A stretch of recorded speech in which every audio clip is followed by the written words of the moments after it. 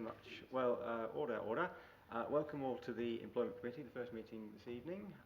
Item 1, you all know the fire drill, so I won't read it. Please turn your mobile phones off because it's polite and it's good practice, and we are being live streamed and it will be going out as a recording. Item 2, we have no apologies, do we, Victoria? No. Item 3, does anybody have any declarations of interests that are not on the agenda? No. Item 4, have we had any notification of public consultation directors? No. So item 5, I will ask our HR business partner Ruth to present the report on HR policies and review. Thank you, Chair. Good evening, councillors. The purpose of this report is just to give us an overview of current HR policies and schedule for review, and for the committee to take note of that and determine whether they wish any of the policies to be prioritised for review. Thank you. Thank you, Ruth. Right, slightly broader than what's written on the printed agenda. I'd like to treat this item, because it is the first meeting of the committee, as an opportunity for members to present what they would actually like to see on the agenda of the committee in future. So, something I would certainly include as a recommendation is that we have a standing report on employment KPIs coming to this committee, because we have those as part of the quarterly performance report that comes to Cabinet, and I think it would be well within the remit of this committee and well within the function of helping us understand the employment policies that comes forward. And when I have discussed this with the chief executive now, he has suggested that we could potentially bring in those managers around the business, if they are underperforming consistently in the KPIs, to question as to why. For example, I know that he's very keen, and we're all very keen, to bring forward to get the return to work interview numbers up. So if we could proceed on that basis, so I'd recommend that. But otherwise, are there any other members who wish to recommend anything and speak to this item? Councillor Wilson. Thank you, Chair. I was wondering if it would be, I think it might be in a similar vein to what you're thinking, but use this table as a basis for formulating a work programme like we would with audit and standards or any of the OSPs. But before I put anything forward, I was just wondering how you would envisage that working, because some of them might have to be consulted upon with the unions, for example. So how many policies do you envisage just being able to possibly look at and then review, then do the consultation, then possibly come back to us, for example? So I don't want to set a work programme where we'd either have too little or too much. So just so I can get some kind of sense of what timescales you think that would need, because then that would also help us programme future meetings of this committee as well. So before I put any suggestions forward, I thought it might be useful to just try and get some background, Chair. Thank you, Councillor. In general, if we're rewriting the policy from scratch, I would recommend about 3 months to allow for that first draft to and fro in terms of the committee for the direction of that draft, and then consultation with unions. Consultation with unions, unless it's a majorly contentious policy, is relatively short. It's a case of emailing for comments, and it could be as little as 2 weeks. As I said, if it's a contentious policy with pay implications, for example, that can take longer, and there might be more of a to and fro. But normally with policies, unions are entitled, as members of the public, to come to the committee once the policy has been approved and make comment there. Yeah, so just a quick follow-on, Chair. So would you be recommending that we look at timetabling these meetings for every quarter, so every 3 months? Yes, I would, Councillor Wilson. Okay. That was the intention when the committee was drawn up, I think. Yes, thank you, Chair. Just to bring onto your horizon something that was requested from the Audit and Standards at Tuesday's meeting was in respect of the policy in regards to DBS checks. Members had asked, and as part of their deliberations and recommendations, was a recommendation to review the DBS policy at this committee, specifically with a potential as to whether or not members could request of themselves to be subject to a basic DBS check. It's not currently within the policy, and that was kind of the angle at which the members were requesting. So just thought I'd bring us, just as with my other hat as chair of Audit and Standards on, just to make you aware of that one as well, Chair. Thank you. Well, naturally, I obviously deeply follow with close interest the proceedings of the Audit and Standards Committee, but if I didn't, that wouldn't have come through to me yet, so I'm sure we can include that in the agendas going forward. So my recommendation would be, given how aged some of these policies are, that we start with them, and then some of them will naturally come up as part of the 3-year cycle. So do members have any suggestions? Otherwise, Councillor Brown. Thank you, Chair. Yeah, I think you've just alluded to something I was about to raise myself, which is looking at the age of some of these policies when they were last reviewed. It's a lot of our what we call family-friendly policies and work-life balance policies that have not been updated in some time. And whilst I wouldn't wish to put any pressure on these items being the first to be looked at, we do need to give them some sort of consideration, because clearly times have moved on in terms of adoption leave, parental leave and things since these policies were last reviewed. And it's not like we have to reinvent the wheel here.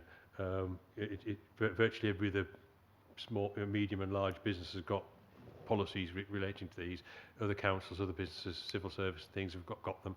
So I'm sure we can pretty much take something that meets our needs and tailor it specifically to fit to what we want.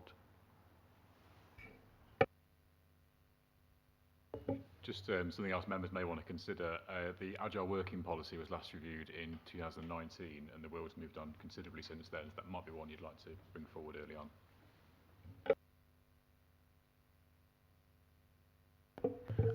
Thank you, Chair.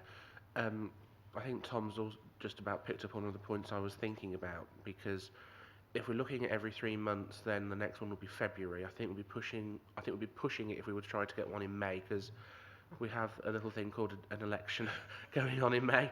So we've probably only got one in this municipal year that we could do, unless you think there's scope for any more. But I think given some of the conditions facing the council widespread, recruitment and sick absence are possibly the two biggest worries, certainly for me as leader, Chair, and I know as corporate portfolio holder they challenge you. So I think agile working is one I would like to see come forward ASAP, because that would possibly help with the definitions and how we sell ourselves. So I know that we've just failed on the second round of finance director recruitment, so I think that may help with that one. But also the attendance management policy, I think is worthwhile reviewing PDQ, because looking at the quarterly performance reports and the monthly ones that we get at Leadership Board, Chair, they are still a cause for concern, so it might be worthwhile reviewing those, and whether as a new administration we think they may want to be tightened up. So those would be my recommendations, Chair. I'm happy to propose those for a February meeting, and if you think there's capacity to do that, plus one or two other policies, I don't know. But those would be my two I would like to see, Chair. Thank you, Chair. It's just to clarify and to reassure the committee that actually I do have some of these policies already in draft. So I have a family-related leave policy in draft already. And I do actually write policies for NABCEL, so I do have some templates that I can use from there. In terms of the Agile Working Policy, Councillor Wilson, it would be a wider project, because obviously you can write a policy, but there's the infrastructure that would need to, and a lot of considerations that need to be taken into account that would inform that policy. But we can certainly have a try at starting that. Myself and Tom have already had discussions around that. So, yes, I'm happy to second that. Oh, sorry, Councillor Watkins, sorry. Sorry to have missed you. I'll move over to that side of the chamber. I thought I'd change over to this side. I was just wondering, picking up on Chris's point there on the sickness policy. I'm sure it's included, Ruth, but just to make sure that we will be covering it, is be stress at work, especially with the agile working, and our people are finding it and following on from different work patterns on when people are off from work, and why and things like that. So if there's a stress policy in there, thank you. So I don't know if it needs a formal recommendation, or if we have to go away and prepare for the next meeting some reports on the policies discussed and a draft work programme of sort of the rolling cycle, how it's going to be, like I say, especially focusing on the ones that haven't been looked at for quite some time, and then bring that back for formal approval next time. Are we happy with that? Yes, Chair. That seems to be unanimous, so everybody's nodding. So, item 6, pay policy statement. Ruth, could you do the honours, please?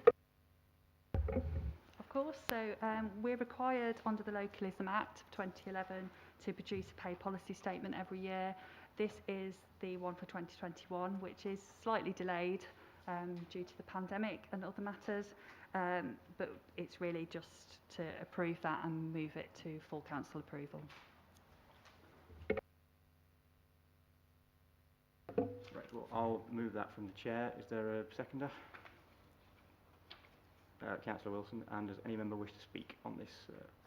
Councillor Wilson. I will second it, Chair, but I think that would be subject to revisions at points 4 and point 6, because if this is going forward to full council, it refers to the old management structure in the policy, and obviously that's not what we want approving by full council. We've approved a different structure, so unless you're presenting me the old one, but I want to see what I'm actually recommending to full council. If you're telling me that that is in the new one, fine, but that's not what's in the papers. The requirement under the Act is to actually present the data as at the April of the previous year. So there will be another one that comes forward with the new management structure. In April next year, if that makes sense. So that this reflects the structure that was in place in April this year, and that's the requirement under the Act.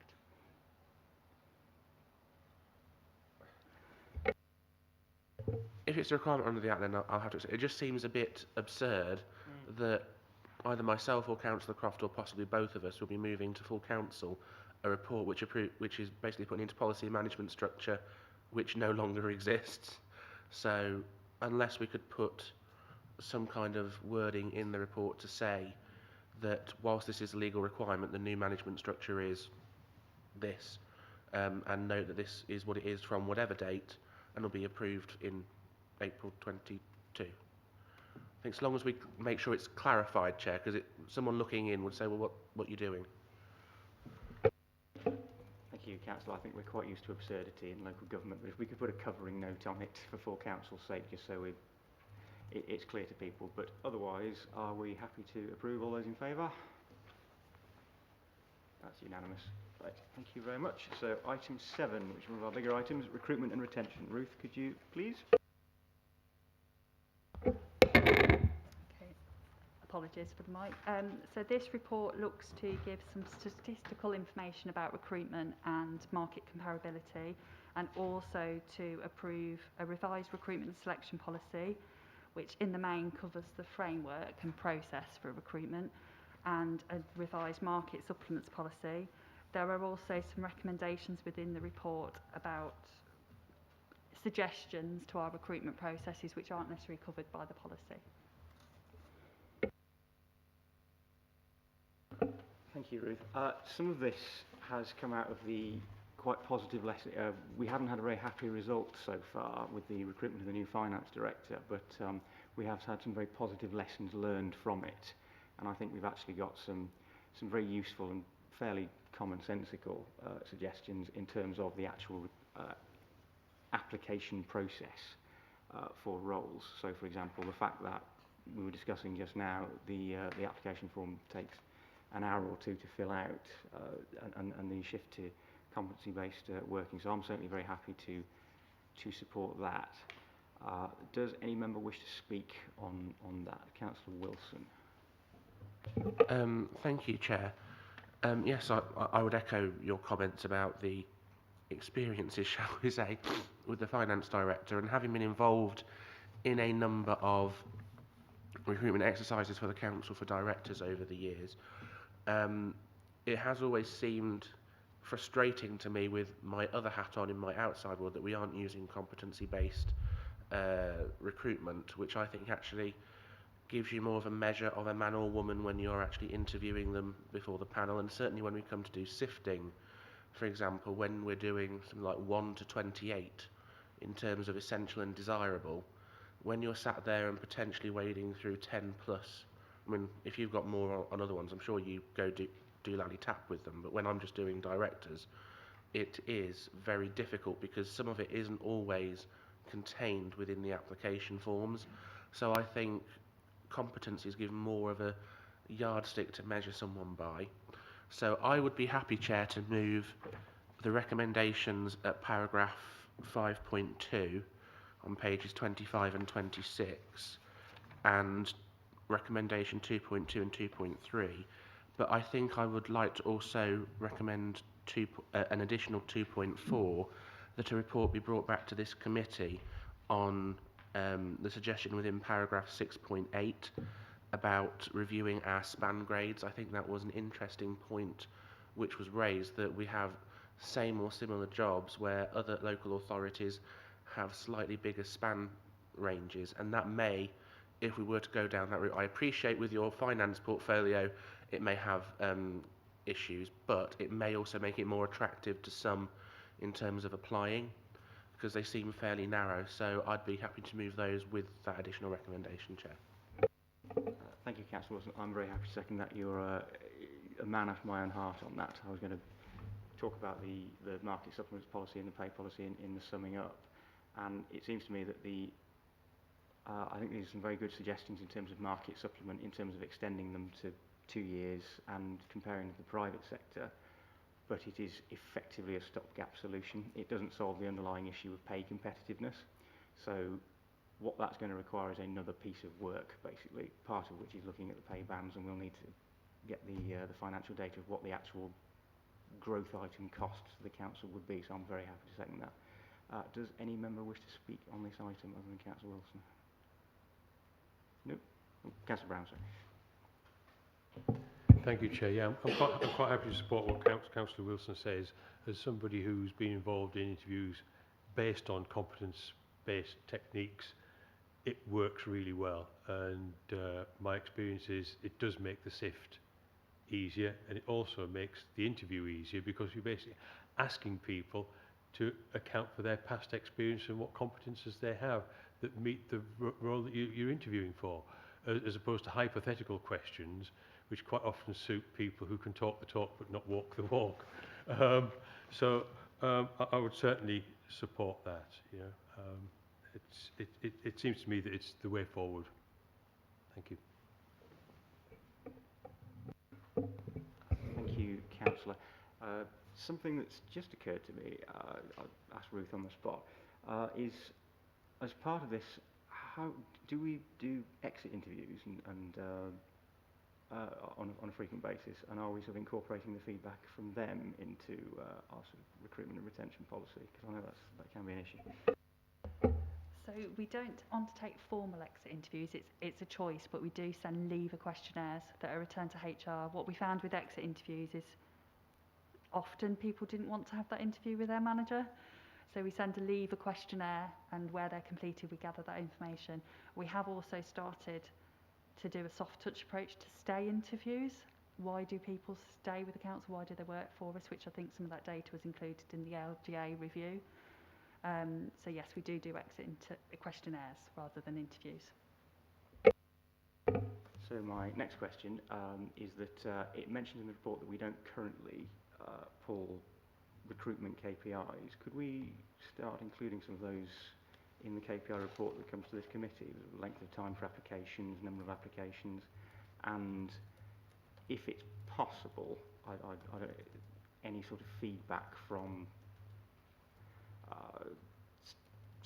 staff survey or these sort of exit questionnaires, because that might give a much more useful insight into why people are leaving, because we might as well ask the people why we can't hold on to them. So that would be a suggestion from me. But does any other member wish to speak on this item? Councillor Wilson again. Thank you, Chair. Just Councillor Brown reminded me of something, and because again I've done recruitment exercises, too many this year in fact. Would we have to put together because we have what's called a civil service competency framework with statements for each different grade, and that's what we use to assess people on depending on the grade they're going for. Is that how you would envisage doing a competency framework? So it's something which can be published on the website because it's freely available for the civil service, and you might want to have a look at it yourselves to see how we do it as an example of what's done. Because I think that would be interesting for that to come back to committee to have a look at as well, what the competencies, what the themes are of the competencies, but also what are we actually looking for, because certainly in the senior officer roles, I think members should be having an input into what we would be expecting of our directors and possibly heads of, because they will be the ones who will be actually driving forward the services. So what we would consider band 6s and SEOs in our world. I think those are ones which members would be particularly interested in, but I would like to see the framework developed, put on the website, and something that we can scrutinise at this committee. Yes, we have a competency framework which we use for job evaluation, so we can frame that quite easily around that. I would also suggest using the council's values and advising what level each role would be at for accountability, etc. So yes, that's certainly something we could work on.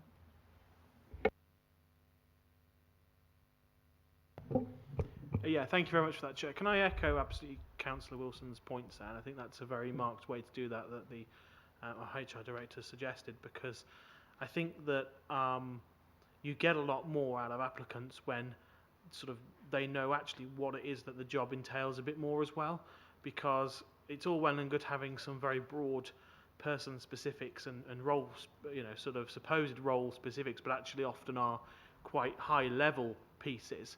But I think the competency framework sort of drills down a little more into the day-to-day kind of what you'd be expected to undertake. And I think it's really, really important that actually you get a better quality and calibre of candidate that way as well. And I don't know if it's something we do at this stage or not. I have to say I haven't looked at any of our adverts recently.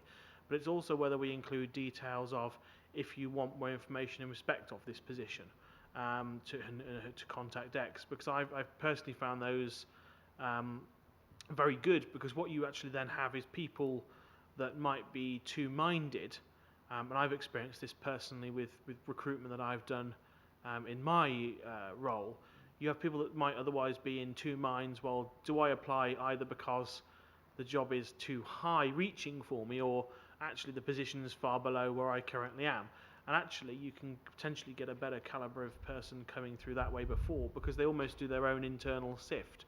And you don't end up then further down the line with people withdrawing when you've shortlisted them for interview and those kind of elements which I've found in the past. So that, in addition to obviously echoing Councillor Wilson's comments, just a question mark on that as well, because I think that is quite worthwhile.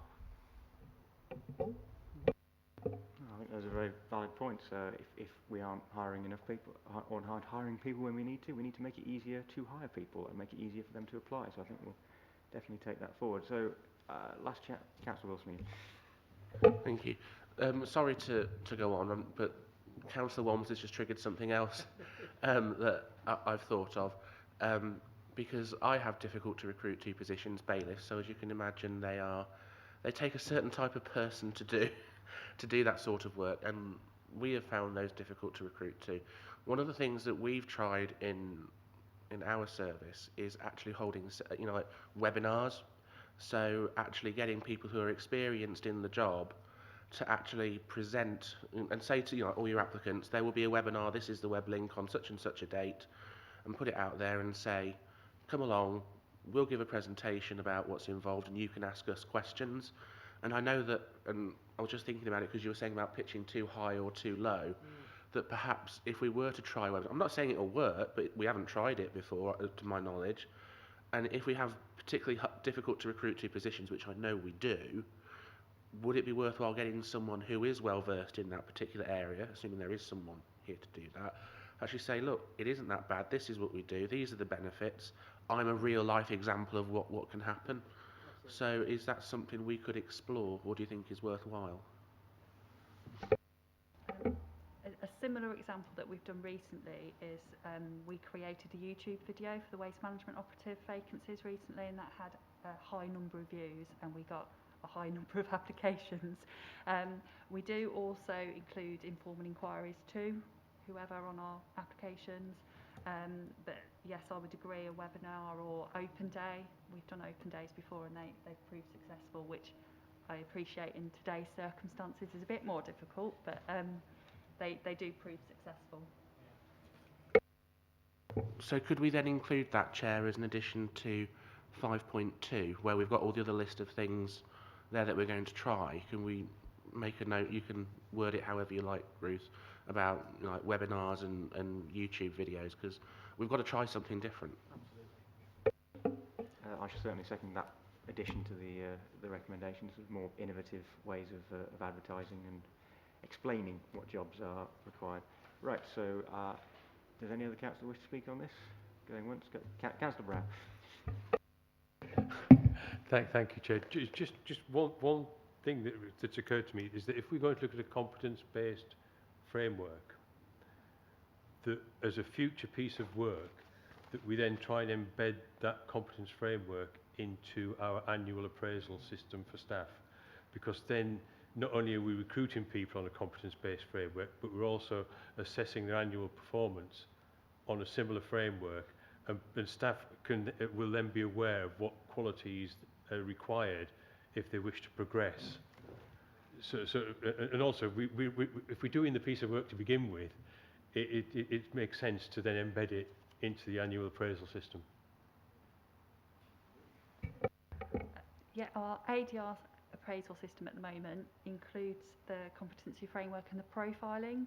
It's affectionately called the EXO form, shall I say. So it gives the profiling for the job, and then at each appraisal the employee is assessed as to where they are for that particular job and any training gaps. What it doesn't do is that next step in terms of where do they want to be. Are they an aspiring manager, for example? So that bit is missing.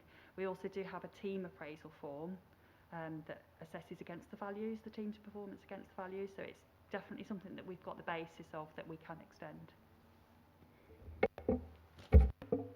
Thank you, Councillor. I think that's a very good idea, actually, and I think that can make a positive impact in terms of retention, because those employees who do want to progress and move up the ladder, it would give them a much clearer path to do that. And I know that, speaking from personal experience, sometimes employers focus a little too much on the values when it comes to reviews, annual reviews. So you sit there and you talk about how, you know, pleasantness and teamwork and all that, and how that relates to the work you've been doing, instead of actual sort of practical competence. So I think that would be a very useful way to go. So, Councillor Walmsley. Thank you, Chair. I'm sorry to be another one that's further to Councillor Brown's point. I couldn't see particularly much within this report that focused on the retention side of and progression, and I think that is a huge benefit that we could potentially have. We are a reasonably sized organisation, and actually there is, you know, as a firm believer and something I do try and do in my own employment responsibilities externally from here, is actually upskilling our current workforce, because I think that can go a huge way, not only in terms of buying a level of goodwill from employees, but actually once you upskill a workforce, you can also empower a workforce. And I think that is something as well to potentially look to try and do, is actually, are you in a organisation, and this is something that's regularly fed back to me when I have staff transferring from between sideways from other organisations. One of the things that in R1, for example, my organisation, they're quite empowered in terms of, if they think something should be handled this way, they have that freedom and space to do that. Now, obviously, that's still within a management framework and within their reviews and the KPIs, but they are actually empowered to make a difference for the person on the end of the phone, for example. I appreciate the particular roles I'm talking about is more customer service type roles, but that can be applied, the principle applied across an organisation. And I didn't see much in there about actually one of the things we can do on retention is that upskilling element, which I think feeds on to the fact of asking people where they want to be. And it's kind of a development CPD, effectively. And I think that's something perhaps that we can look at more as part of a retention package. helps, I'm happy to bring a report to the next committee or a future committee in relation to our training and learning development package. So we are a levy paying authority in terms of the apprenticeships, and we do upskill our current staff through that scheme. We also have some real positive stories in terms of career grade posts that we have. And we also have, one example is our procurement manager, who was an apprentice for us about 4 years ago and is now our procurement manager. So I'm happy to bring those sorts of information through to the next report. Thank you, Ruth. I'll bring Councillor Wilson in a second. I know that we are looking as part of the Cabinet to actually develop a people strategy as part of the one of the gaps we have at the Council. And I think that it would be very positive if, Ruth, you were to prepare a report on that sort of thing to feed in, so we can emphasise recruitment and development and personal development in terms of upskilling of the workforce. And I think Councillor Walmsley is, in his own way, is absolutely right, because as a Cabinet we are very keen on encouraging officers to have ideas and to change the culture so that sort of enterprising, innovative ideas aren't just shot down. So I think that will be a positive step forward if you could do that, please, Ruth. So Councillor Wilson wanted to talk. Sorry, it's just triggered something else off as well. As part of that work that you're doing on training and development and the stuff that we buy in, is there something out there or that we could develop ourselves? I know that capacity is an issue, but one of the things I've found in my role is trying to get people to step up to the next level. And some people just don't have the confidence to do that. So they might have the technical know-how to do a job. So if you take about procurement as an example, they may be a complete wizzo at procurement, but when it comes to management, that is where some people can get frightened.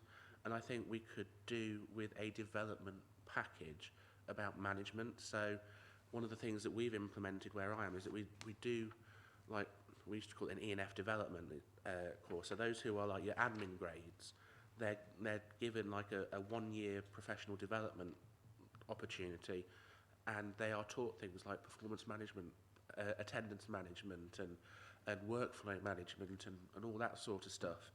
And I notice when I look at the organograms which come out quite often from Lindsay, that we have manager positions vacant. We haven't even got someone deputising up to that role.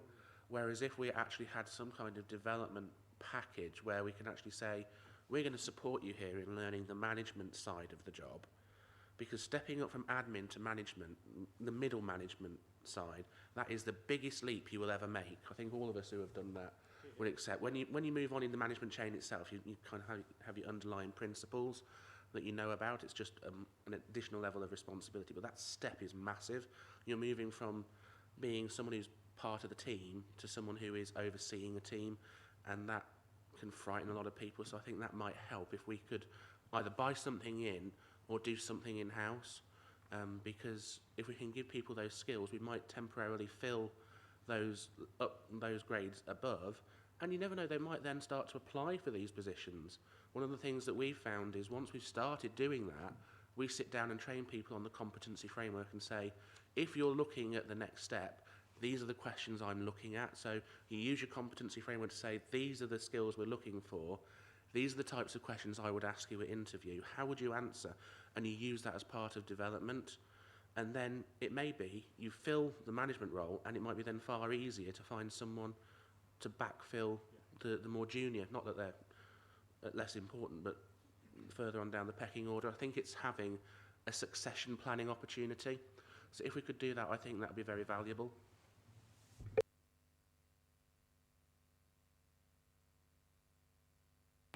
Yeah, just very quickly, it just relates and feeds into that. I think also one of the things is accepting the nature of a local authority. And I think one of the things to add into that package of Councillor Wilson actually is, and I've seen it recently, is something about the way in which those slightly more senior levels have to come and sit, for example, this evening, in a public environment, on the record, questioned by councillors, don't necessarily know what they're going to get, might get some curveballs. We've got some very capable and competent officers that don't have the experience there, and actually I think would be very good at that, but it's that kind of more almost the public speaking side of the role, which actually I think frightens a number of individuals to go up to that next level where they might be required to attend this committee, OSP, A&S, whatever it might be, and you know, seen it very recently. And actually, the individual did an absolutely brilliant job. But I think having that confidence and that ability and that training to operate in this forum, because it can be a very scary one. I think that's something we need to acknowledge as well, particularly for those kind of middle management up that may be required to present and field questions from councillors as well. So just to feed into Councillor Wilson's point, and I think that will help internally as well. So I'd have to say this isn't my forte either, so thank you for being very nice to me. But just to pick up on a couple of points, we are actually members of the West Midlands Coaching Pool, which Phil will attest to. Historically, we've used that for managers, but there is scope, obviously, for coaching and mentoring for other employees. And we did have something called Steps to Leadership, which we can look to resurrect. That was through West Midlands Employers originally, but there's nothing to stop us from doing our own scheme as such and using the apprenticeship levy to fund that. Just on the point of people developing up, I think it's a really interesting point, and you know, from a professional perspective, I've seen that work really well. I've seen people who can display the capabilities, they've got the potential to get there, but perhaps don't have the experience or have not had the opportunity to get excel. So I think if we could start to think about how internal staff could aspire to be, and then give them the opportunity to trial it or build it with some training, it would probably have two dimensions of securing some difficult to fill jobs, but also breed like loyalty and retention, and potentially impact variables such as sickness and absence management as well. Right, thank you very much. So if we could feed that into the work on, and then we'll feed that into the people strategies, hopefully it will produce a virtuous circle in that. So is there any other member who wishes to speak? I know I've been, and I'm quite expeditious with these meetings, but it is actually very useful. This is what it's for. I know we're sat in a big chamber, but it is useful to have this kind of feedback, and that's why we created the committee in large part. So Councillor Wilson has moved it, I've seconded it. So all those members in favour of the recommendations? And that is unanimous. So that is item 8. Is there any other item that we know of? Nope. Item 9, I will move the exclusion of the public and the press under the Act. Second, Chair. Councillor Walmsley has seconded that. So if you could let me know when the live stream is off. Do we need to vote on it? All those in favour? Everyone's in favour. So if you let me know when the live stream is off, please, Victoria.